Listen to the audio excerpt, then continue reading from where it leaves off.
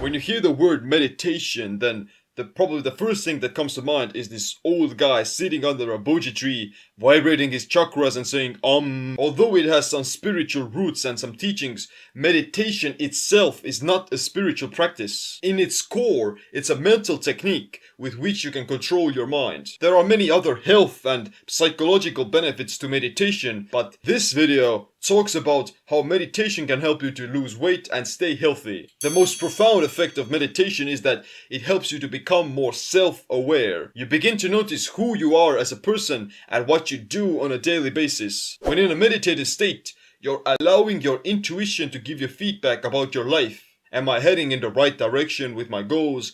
Are those goals even the right ones? And what do I need to do next? This self-awareness transitions over to meta-awareness. Meta-awareness is about being aware that you are aware. Noticing how you think, why do you think the way you do think that way, and what's the more objective point of view. In the context of staying healthy and losing weight, you're becoming more aware of how certain foods affect your mood, how you feel, and what subsequent impact it has on the rest of your life. If you're more aware of what your body actually needs and in what amounts, then you can choose to eat the right foods and do the right things you know you need to do. At the same time, meta-awareness helps you to detach yourself from the stimuli you experience. You won't start craving donuts just because you passed the window of a cafeteria. You won't get triggered into giving in just because you can smell the aroma of food. You won't lose your self-discipline because you're aware enough to do what's right for you.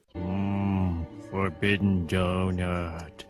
The thing is that you shouldn't trust the signals that your body is giving you. Emotions are nothing else but feedback mechanisms about the situation we're in. They're supposed to protect you from spending too much energy and avoid uncertainty, to move you away from pain and towards pleasure. Your cravings for certain types of foods and tastes are also groundless, because they're only stimulating the primal parts of your brain, not the neocortex that's responsible for rational thinking. Wanting to eat something sweet or to overeat any other food comes from your evolutionary predisposition and your genes' desire to survive. The problem is that in today's world, we don't need to hoard hundreds and thousands of calories into our belly fat. Get into my belly! Because we're already surrounded by food everywhere. But if you were to live in an environment where food is scarce, then of course you'd want to eat the entire mammoth in one sitting, because you don't know when your next meal is gonna come from. Meditation helps you to make better decisions in any situation because of that same meta-awareness. If you didn't have any self-control,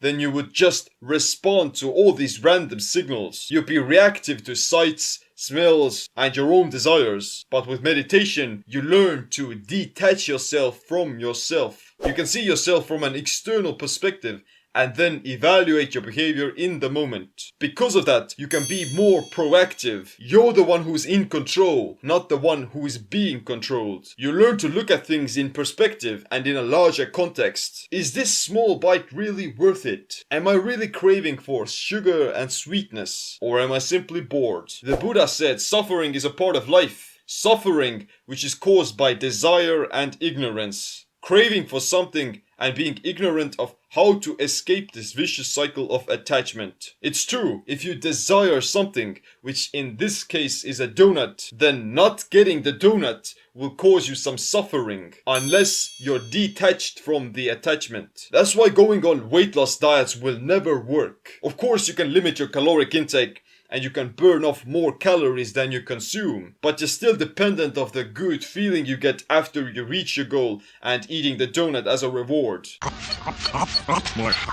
Why is it that some people can stay fit without yo-yoing between their diets? It's because their desire to be fit and healthy is much greater than the desire for food. They put things into a greater perspective. Health and vitality are fundamental for life, but the short sugar rush lasts for only just a few minutes. Meditation will also help you to be satisfied with less. Because you're not attached to desire, you can find immense joy and bliss from this ability of being able to be satisfied with less. It's like meta-satiety. You recognize that you don't need to be stimulated by processed carbs, a ton of caffeine, fat, or salt. No food or any other form of stimulation is needed for your bliss. This applies to everything else as well. You don't need social media to keep yourself entertained. You don't need to be busy to feel worthy. You don't need to do anything but be aware, and you'll find peace of mind. You have to realize that you can't eat all the food in the entire world, and you can't out-exercise the calories of a bad diet. The much more rational and meta-aware thing to do